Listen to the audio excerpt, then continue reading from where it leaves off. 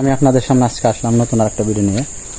Malaysia আপনারা 4-5-6 লাখ টাকা দিয়ে এসে কি করবেন? কারণ মালয়েশিয়া কাজের বেশি সুযোগ সুবিধা ভালো না, বা মানে বর্তমান মালয়েশিয়ার কাজ খুবই কম, এবং কি আপনার দালালে হয়তো মিথ্যা কথা কয়ে পাঠানোর পরে আসার পরে দেখা যায় যে কাজ নাই, কোম্পানির বিষয় বলে পাঠায়, আইসা দেখেন সাপ্লাই বা এজেন্ট।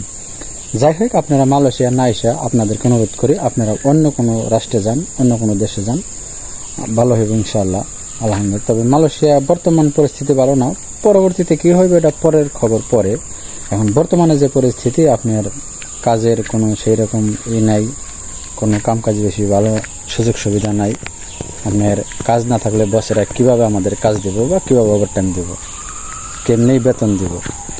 তো যাই হোক ভাই, যদি ভিডিওটা ভালো লাগে অবশ্যই চ্যানেলটা সাবস্ক্রাইব করে দেবেন। পেজ থেকে দেখলে পেজটা